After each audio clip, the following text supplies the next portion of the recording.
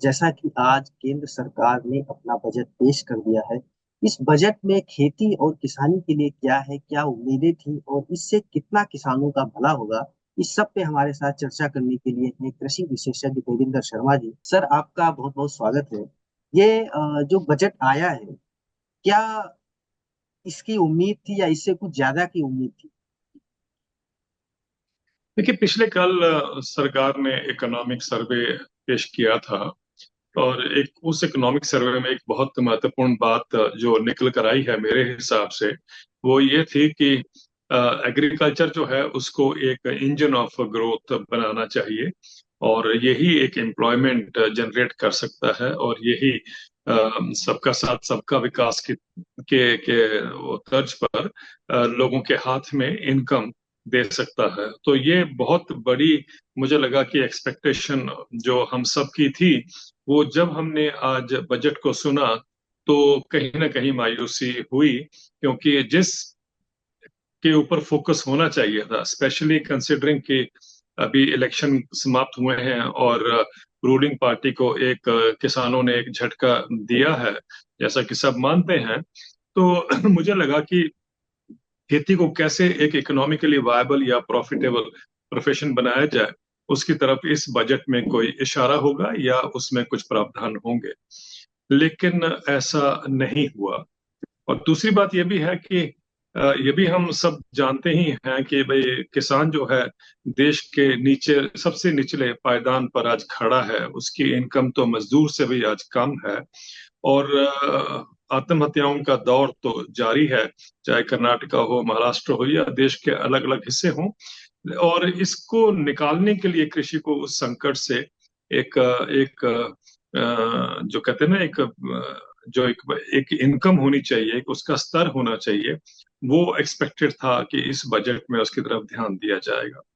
लेकिन निर्मला सीतारमन जी ने कहा कि एमएसपी तो हम बहुत सी फसलों पर देते हैं, और वो 50% के प्रॉफिट के अनुकूल हम देते हैं, कॉस्ट ऑफ प्रोडक्शन के ऊपर। पर ये नहीं बताया उन्होंने कि ये जो A2+FL है, यानी जो आउट ऑफ पॉकेट एक्सपेंसेस होते हैं किसान के, और प्लस फैमिली लेबर के ऊपर 50% देना, और स्वामीनाथन कमीशन के कॉम्प्रिहेंसिव कॉस्ट के ऊपर 50% देना, इसमें बहुत बड़ा अंतर है। और मुझे लगा था कि कम से कम इस तरफ सरकार एक कदम उठाएगी, क्योंकि छत्तीसगढ़ एक ऐसा प्रदेश है जहां पर कि आप जानते हैं कि बीजेपी सरकार जीत के आई है। और छत्तीसगढ़ ने अपनी पॉलिटिकल जो कमिटमेंट थी बिफोर इलेक्शन, उसको पूरा किया है। उन्होंने किसानों को, पैडी के किसानों को, उन्होंने 3100 रुपये प्रति क्विंटल का भाव दिया है। और जो कि आप जानते हैं कि एमएसपी जो है देश की, वो तकरीबन 2300 रुपये पर प्रति क्विंटल के आसपास है। और अगर छत्तीसगढ़ ने 3100 रुपये दिए हैं पर प्रति क्विंटल, वो C2+50 स्वामीनाथन ने जो कहा था उसके भी ऊपर C2+60 हो जाता है। तो मुझे लगा था कि जब छत्तीसगढ़ में ये हो सकता है, तो जो ये सरकार है केंद्र में, वो प्रयास करेगी या एक मैसेज देना चाहेगी सारे किसानों को कि हम पैडी का जो दाम है इस बार हम 3100 रुपये प्रति क्विंटल करेंगे। अगर ये हो जाता, और होना भी चाहिए, तो मेरा मानना है कि आज आप देखते देश में किसानों के चेहरे पर एक खुशी की लहर दौड़ गई होती। ये पहला स्टेप होता है। इसका मतलब है सरकार का एक रुझान है इस तरफ, वो किसान एक मैसेज जाता उनको, और ये एक्सपेक्ट कर पाते कि आने वाले दिनों में किसान की आय बढ़ाने के लिए एक कुछ सख्त कदम ऐसे लिए जाएंगे जो कि आज तक बहुत जरूरी थे, लेकिन हमारे जो देश के मेन लाइन इकोनॉमिस्ट हैं उन्होंने उसको नहीं होने दिया आज तक। जी। जैसे कि दो चीजों पे सरकार का इस बजट में फोकस रहा है। एक ऑयल सीड प्रोडक्शन का, उसमें आत्मनिर्भरता की बात हो रही है, और दूसरा है कि नेचुरल फार्मिंग का। सर, ये कितना प्रैक्टिकल है? नेचुरल फार्मिंग को बढ़ाना कितना जरूरी है? और ऑयल सीड प्रोडक्शन, इसमें इसमें कहाँ चूक हो रही है? हर बहुत पिछले 10-15 साल से हम इस पे बात करते आ रहे हैं।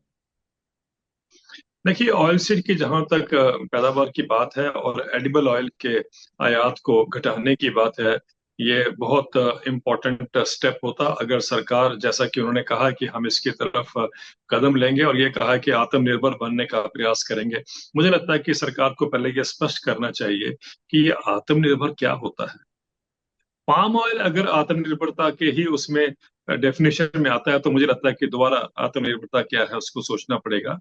और ये आपकी बात सच है कि अगर हम वाकई ही आत्मनिर्भर होना चाहें तो कोई मुश्किल नहीं है, क्योंकि मुझे याद है बहुत साल पहले एक राजीव गांधी जी के समय पर एक ऑयल सीड टेक्नोलॉजी मिशन का गठन हुआ था, जिसके तहत बाय 93 94 तक हम तकरीबन आत्मनिर्भर हो गए थे। यानी 97% जो एडिबल ऑयल थे हम देश में पैदा करते थे और सिर्फ 3% का आयात करते थे। लेकिन उसके बाद जैसे जैसे हमने ड्यूटी घटानी शुरू कर दी तो बहुत आयात बढ़ गया, और आज रिजल्ट ये है कि सेकंड बिगेस्ट इंपोर्टर हम हैं एडिबल ऑयल्स के देश में।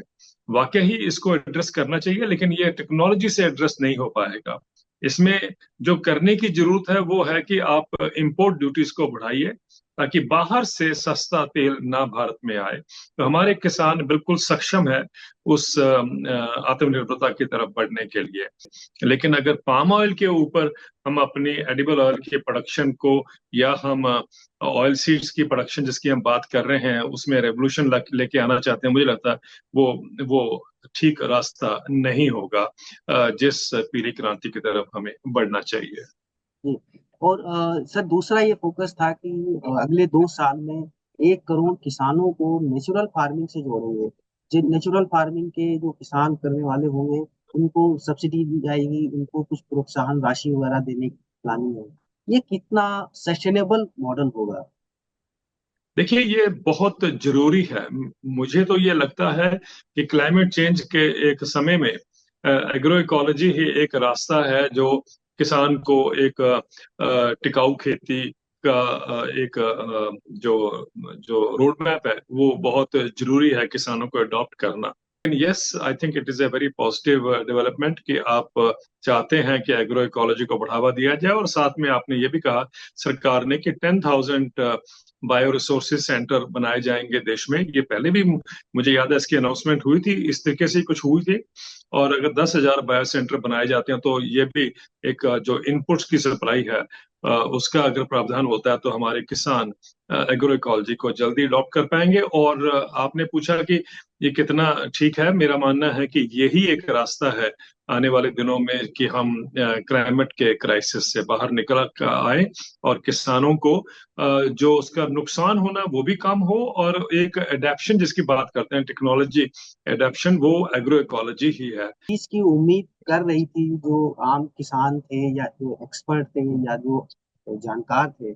इस सरकार कुछ बड़ी घोषणा करेगी, चाहे किसान सम्मान निधि की बात करें, चाहे एमएसपी की बात करें, जो नहीं हुआ। और कुछ पॉजिटिव पॉइंट्स इस बजट में क्या है जो देखिए, जिससे जो कुछ बदलाव पॉजिटिव आए? पॉइंट है मुझे पॉजिटिव पॉइंट जो मुझे लगता है कि बहुत ही महत्वपूर्ण है, और जो शायद हमने उस तरीके से देखा नहीं, जो भी मैं एनालिसिस पढ़ रहा हूँ या देख रहा हूँ, वो ये है कि कल भी उसमें इकोनॉमिक सर्वे में ये कहा गया था कि इन्फ्लेशन टारगेटिंग जब हम करते हैं तो हम फूड के ऊपर जोर देते हैं कि फूड इन्फ्लेशन जो है वो किचन का बजट या देश का जो जो हम मानते हैं ना कि हमारी फिफ्थ लार्जेस्ट इकोनॉमी है, उसको वो आलू प्याज के दाम बढ़ते हैं तो वो दैट इकोनॉमी गेट्स रैटल्ड। मेरा मानना था, मैंने इस पे बहुत कहा भी है, and I am very happy कि भाई सरकार ने उसको समझा, और जो बात कही थी उन्होंने, आज वित्त मंत्री जी ने भी उसको रिपीट किया है। वो ये था कि भाई जब हम इन्फ्लेशन टारगेटिंग करते हैं तो हमें फूड को बाहर रखना चाहिए, क्योंकि हम जानते हैं कंज्यूमर प्राइस इंडेक्स में 45% वेटेज जो है फूड की होती है।